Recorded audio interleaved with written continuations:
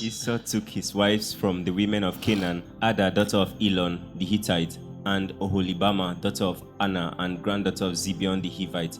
Also Basemath, daughter of Ishmael, and sister of Nebaioth. How many wives are those? 1, 2, 3.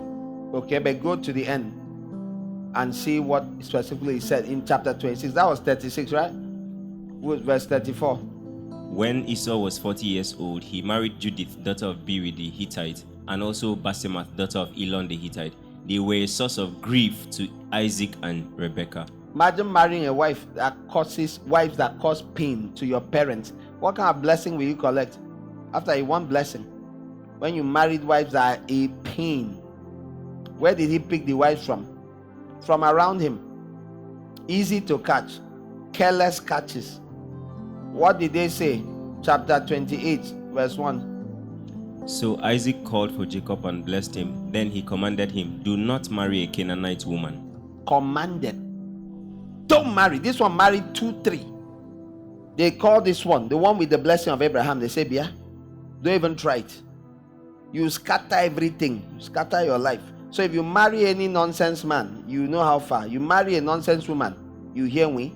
Everybody collects according to your preparation. I mean, that's a good part of what we studied. All right.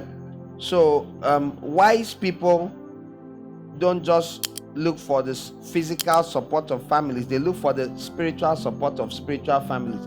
It takes care of a lot of things. It also helps your spouses to be accountable in the days ahead to a degree. The reason many marriages have problems is because there is no accountability. And the couple is the beginning and the end of all their issues. I was hearing about some couple the other day, and it's like, wow, I just started thinking of how I could help them, because I heard them full violence, very young marriage. I was just like, wow, this is just bad. And that's what happens when you had no spiritual authority over your life directly. Everybody, you think it's just you and the spouse. So who calls you and says, come, sit down. What's happening here? What's happening here? What's happening here? When you're accountable to nobody, no voice. You hear about the ones where the family comes in and says, give me back our daughter, take your bride price. Is that a solution? But if you're blessed and you have, that's why sometimes I feel very sad when I hear about pastors. Once a man or a woman shows up and says someone is interested in me, they say, hey, when? Let's fix a date. Very terrible. Very non-pastoral. You can't just fix dates. There are issues to iron out. If you don't iron it out. I heard about a church in this town, 6 months, steady, back to back. The pastor said, if you won't go through the process, don't bother. Go, let anybody marry you. I don't mind. But if I'm going to marry you, you must go through these classes for 6 full months. You must go through all sorts of things. Why is he doing that? It's because of what we have seen and heard. People are suffering, wretched. Many regret marriage with all their heart. Within them is everything that says, why did I marry? Why is that so?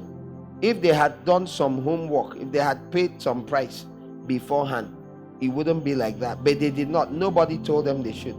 You write your exams and your tests in the marriage. You do it while married. That's all. You do all your exams live. But it's harder because the spouse is attached to you while you're doing it. It would have been nicer to do it, to start preparing when you are separate. You'll be freer. But now, every day is practicals. No theory. Before you marry, you have theory sessions. When you're married, as I'm finishing preaching, you go home. You see colors. You're like, kai. You find yourself disregarding some of what was preached because it's too hard.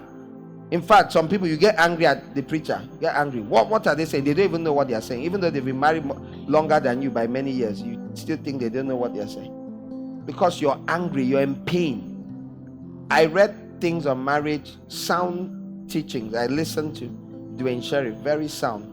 Has a good marriage, sound teacher of the word, white man. I learned things. When I married, I was still in shock, in spite of all my preparation.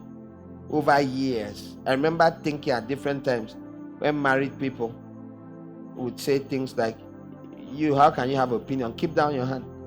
And I used to wonder, look at these people, was Paul married? And I'm not saying I didn't know things that I was right about, but there's a difference between the mental, theoretical part of marriage and living through the fires, the furnace of marriage. It's very different. It's so easy to have a nice opinion, but I now understand the difference between me and the people that used to say those things before is that they didn't used to stop to explain. Me, I take time like this to explain it to unmarried people. I take a lot of time because I know people are better prepared when they are told ahead of time, and many people are told nothing, so they go into shock after shock after shock.